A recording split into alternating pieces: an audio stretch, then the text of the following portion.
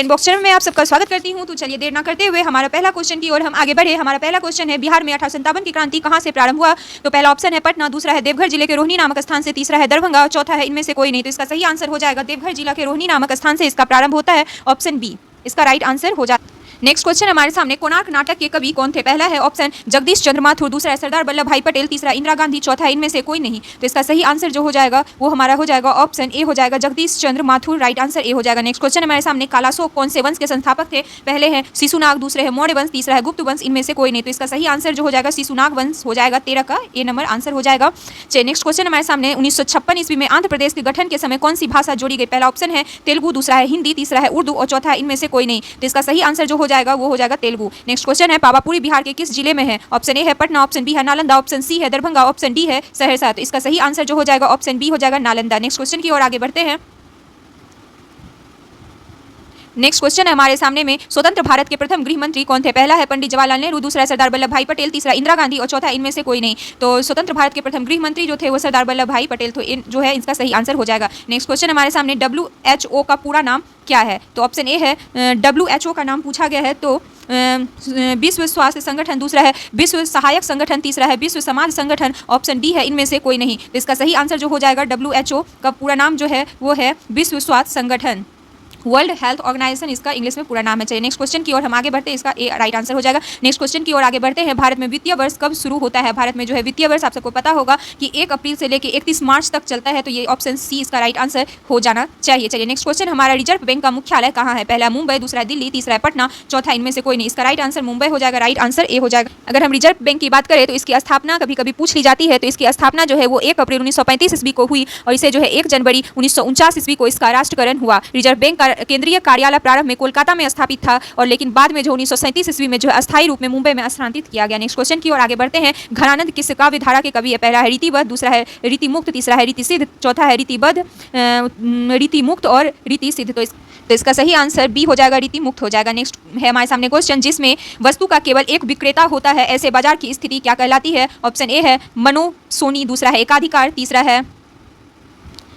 तीसरा है आपके सामने द्विअधिकार और चौथा है हमारे सामने में इनमें से कोई नहीं। तो इसका सही आंसर ऑप्शन बी हो जाएगा, इसका एकाधिकार हो जाएगा। नेक्स्ट क्वेश्चन है, पेन तथा स्याही की मांग को क्या कहा जाता है? पहला है सामूहिक मांग, दूसरा है संयुक्त मांग, तीसरा है लोचदार मांग और चौथा है प्रभावी मांग। तो इसका सही आंसर जो हो जाएगा बी हो जाएगा, संयुक्त मांग हो जाएगा। नेक्स्ट क्वेश्चन हमारे सामने, शंकराचार्य के द्वारा 4 मठों का निर्माण किया गया, आपको पता होना चाहिए, धर्म की प्रतिष्ठा के लिए किया गया था। ये पहला है सनातन धर्म, दूसरा है जैन धर्म, तीसरा है बौद्ध धर्म और चौथा है डी इनमें से कोई नहीं। तो इसका सही आंसर जो हो जाएगा सनातन धर्म हो जाएगा। चलिए नेक्स्ट क्वेश्चन की ओर आगे बढ़ते हैं। नेक्स्ट क्वेश्चन, तो इसका शंकराचार्य के द्वारा 4 मठों का निर्माण किया गया, धर्म की प्रतिष्ठा के लिए किया गया था, तो ये सनातन धर्म इसको सही करेंगे, ये तो रिपीट क्वेश्चन हो गया। सिराजुद्दौला और ब्रिटिश सरकार के बीच प्लासी का युद्ध कब हुआ था? ये डेट पूछ दिया जाता है, तो 1757 ईस्वी की बात थी, जबकि सिराजुद्दौला और रॉबर्ट क्लाइव के बीच ये लड़ाई होगी और कब होती है? तो ये होगी, ये हुई थी 21 जून को हुई थी, ठीक, सॉरी माफ़ कीजिएगा, 21 नहीं, ये 23 जून को हुई थी। कब हुई थी? 23 जून को हुई थी। नेक्स्ट क्वेश्चन की ओर आगे।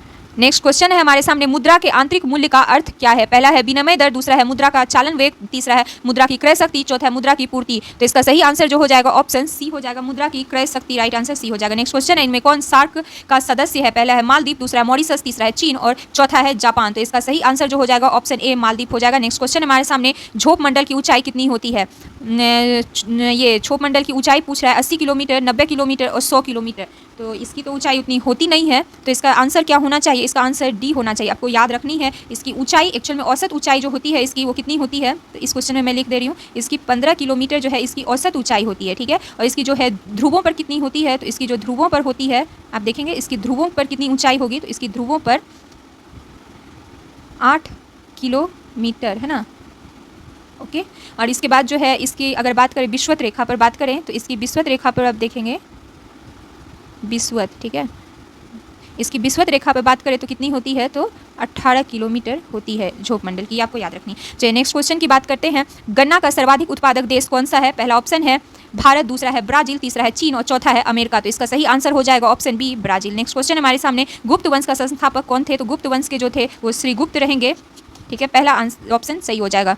ये हो गया हमारा। फिर नेक्स्ट क्वेश्चन है, जय जवान जय किसान का नारा किसने दिया था? पंडित जवाहरलाल नेहरू, लाल बहादुर शास्त्री, सुभाष चंद्र बोस, इनमें से कोई नहीं। लाल बहादुर शास्त्री ने जय जवान जय किसान का नारा दिया था। जय जवान जय किसान और जय विज्ञान का नारा याद आपको रखना है, ये किसने दिया था? तो ये दिए थे अटल बिहारी वाजपेयी। अगर इसमें जय जवान जय किसान और जय जवान जय किसान और जय विज्ञान रहे तो फिर वो हो जाएंगे कौन?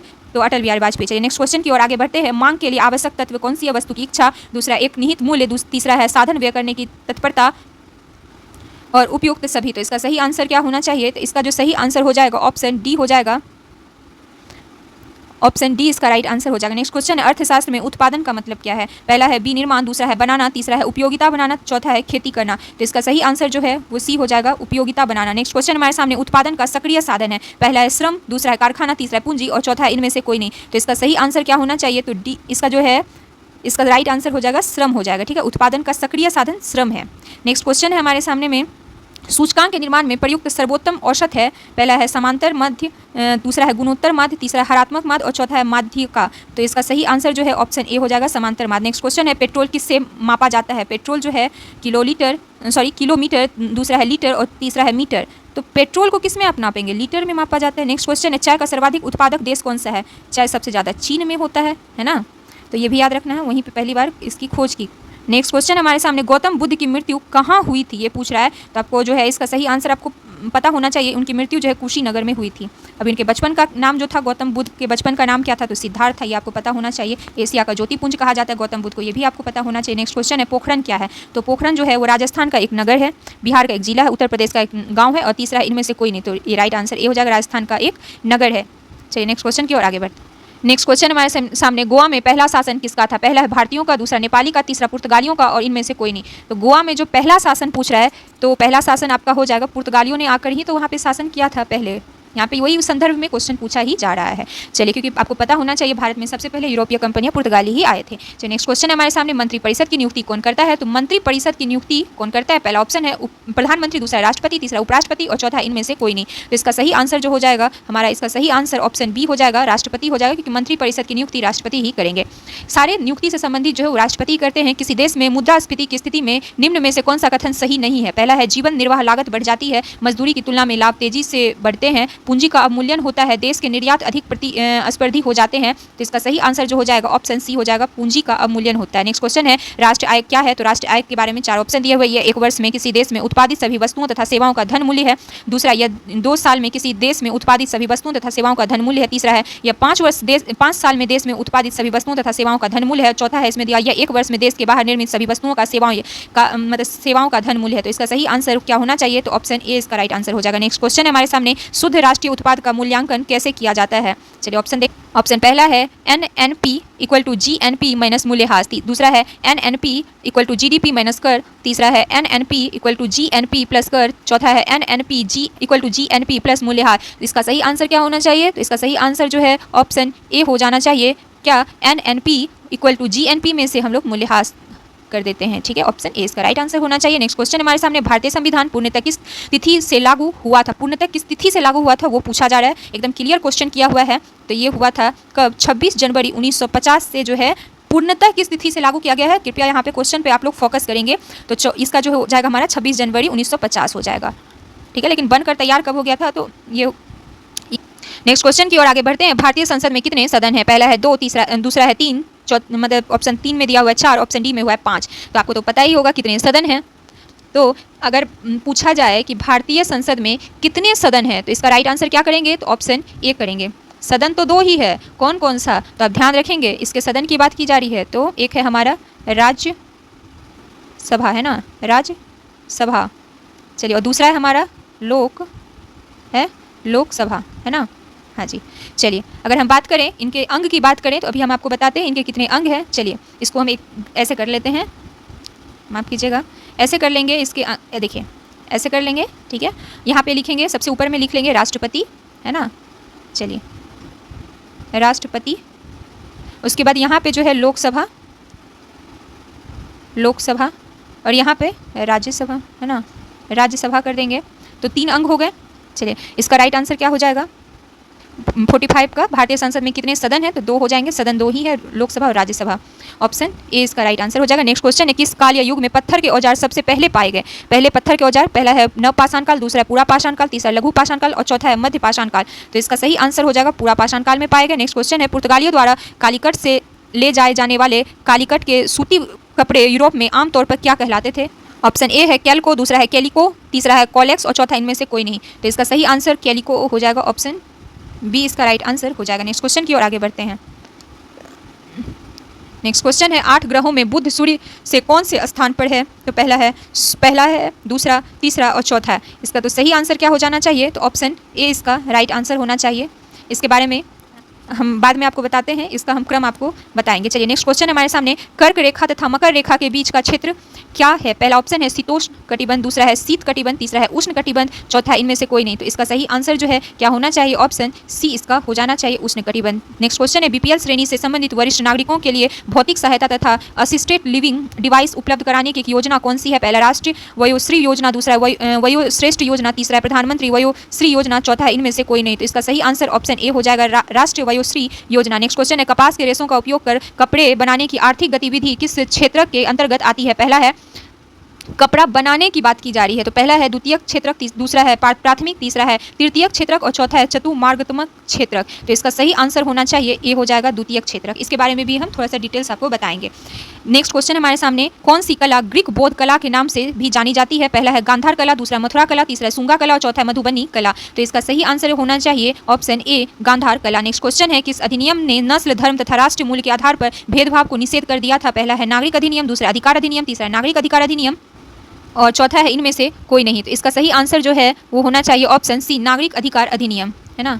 चलिए सी इसका राइट आंसर हो जाएगा। नेक्स्ट क्वेश्चन है, अफ्रीकी परमाणु हथियार मुक्त क्षेत्र संधि डैश भी कहलाती है? पहला है पेलिनडम्बा संधि, दूसरा है पेट्रोटेक संधि, तीसरा है ट्रोपेपेक्स और चौथा इनमें से कोई नहीं। तो इसका सही आंसर जो हो जाएगा वो क्या हो जाएगा? ऑप्शन ए इसका राइट आंसर हो जाएगा। नेक्स्ट क्वेश्चन है, भारत का कौन सा पड़ोसी देश वर्मा के नाम से भी जाना जाता है? वर्मा के नाम से जो है म्यांमार जाना जाता है। इसमें क्या ही पढ़ना चाहिए? नेक्स्ट क्वेश्चन, चलिए हमारा तो क्वेश्चन खत्म हो चुका है।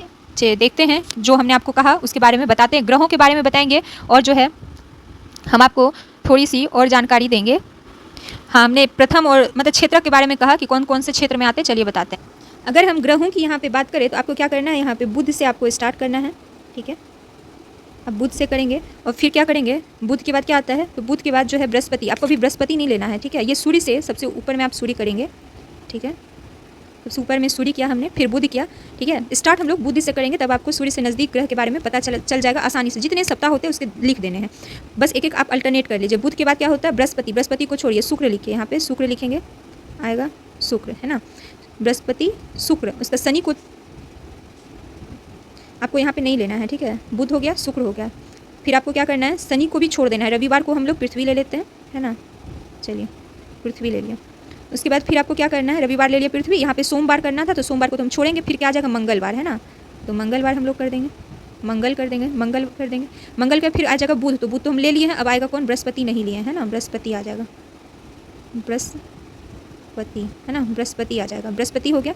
बृहस्पति के बाद जो है शुक्र को तो हमने ले लिया है, फिर अब हम लोग शनि लेंगे, है शनि लेंगे। अब आप क्या करेंगे, अरुण ले लेंगे, है ना। अरुण ले लिया हमने, फिर हम लोग वरुण ले लेंगे। क्या ले लेंगे, वरुण ले लेंगे, हैं वरुण ले लेंगे। चलिए यहाँ पे देखिए तो आपको दिखेगा 8 ग्रहों का नाम हो जाएगा। एक हो गया बुध, एक हो गया शुक्र, एक हो गया पृथ्वी, एक हो गया मंगल, एक हो गया बृहस्पति, एक हो गया शनि, एक हो गया अरुण, एक हो गया वरुण। देखिए 2 2 4 और 4 1 5 5 1 6 7 और 8 ग्रह आपको दिख रहे होंगे। अब देखिए सूर्य से नज़दीक पूछा है तो आप बुध कर देंगे उस क्वेश्चन में जो आप दिखाएं आपको। तो चलिए दिखाते हैं आपको। देखिए है ना, 8 ग्रहों में बुध सूर्य से कौन से स्थान पे है, तो उसके अकॉर्डिंग तो सूर्य के बाद हमने बुध किया ना, तो पहला स्थान पे पृथ्वी से पूछेगा। पृथ्वी जो है, पृथ्वी के ऊपर में क्या है, शुक्र है, तो पृथ्वी हो गया। तो पृथ्वी से ऊपर में शुक्र है, नीचे में मंगल है, देख लेंगे, है ना। चलिए इस तरीके से आप याद रखेंगे। आई होप आपको समझ में आया हो। चलिए द्वितीय और तृतीय के बारे में थोड़ी सी बातें करते हैं। देखिए इसको जो है हम लोग कितना करते हैं, तो प्राथमिक क्षेत्र, है ना। एक करते हैं फर्स्ट वाला, हम फर्स्ट सेकेंड करके कर देते हैं, सेकेंड से और थर्ड से कर देते हैं, ठीक है, थर्ड से कर देते हैं। देखिए जितने भी सामान इसमें क्या, तो जो प्राथमिक मतलब वो जो कि कृषि से आए हुए हैं, जो कि हमें नेचर दिए हुए हैं, ठीक है ना, जो कि हमें नेचर से मिली है, ठीक है।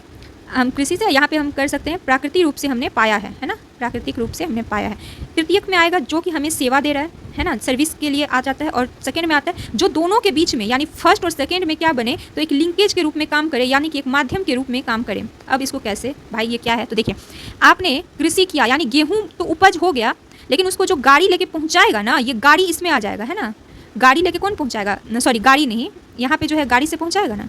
चलिए इसको गाड़ी से कौन पहुँचाएगा, तो इसको गाड़ी से ये पहुँचाएगा है ना, तो ये सेवा दे देगा। इसके बाद ये जो है बनेगा कहाँ पे, जहाँ पे बनेगा वो सेकंड वाला में आ जाएगा, तो इसको याद रखेंगे, वो सेकंड वाला यानी कि वो द्वितीय क्षेत्र में आ जाएगा। ये सामान को बनाएगा, ठीक है, ये सामान को बनाएगा, ये प्राकृतिक रूप से नहीं आएगा। और ये सेवा को, वो जो सामान बना उसको बेच देगा, उसको बेच देगा। इसमें पैसा की प्राप्ति होनी चाहिए, याद रखेंगे, इसमें पैसा की प्राप्ति। और फर्स्ट में जो है ये प्राकृतिक रूप से हमें सामान की प्राप्ति होंगी। तो आशा करते हैं आप सबको ये सेशन पसंद आया। अगर आपको पसंद आया तो आप लाइक करें, शेयर करें, सब्सक्राइब करें। थैंक यू, धन्यवाद।